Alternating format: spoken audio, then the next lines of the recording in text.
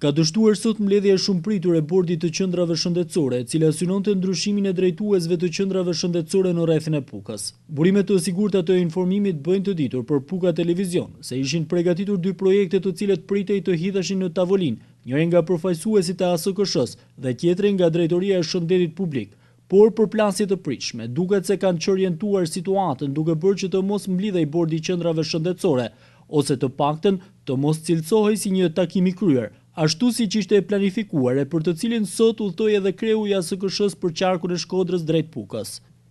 Burime nga brenda kësaj mbledhje bëjnë të ditur se ka qenë deputeti Froku ai i cili ka qetësuar gjakrat, duke bllokuar procesin e paralajmëruar për lëvizje brenda rrethit të drejtuesve të qendrave shëndetësore. Tentativat e fundit duket se kanë vënë nën presion mjekët të qendrave shëndetësore në rrethin e Pukës, të cilët duket se po përgatisin dhe një peticion që i drejtohet strukturave më të larta të shtetit për të ndaluar presionin që po ushtrohet mbi ta.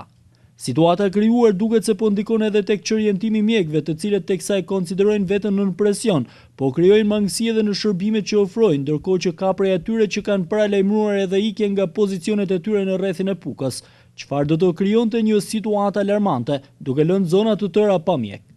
Përballë një situate të tillë, strukturat që menaxhojnë shëndetësinë në rrethin e Pukës duhet të gjejnë rrugët e duhura për të motivuar mjekët që të perfeksionojnë shërbimin, duke shmangur presionet mbi ta, pasi në rast të largimit të mjekëve nga qendrat shëndetësore, do të ishte një përgjegjësi kostoja e të cilës për komunitetin pukian duhet të faturohet dikund.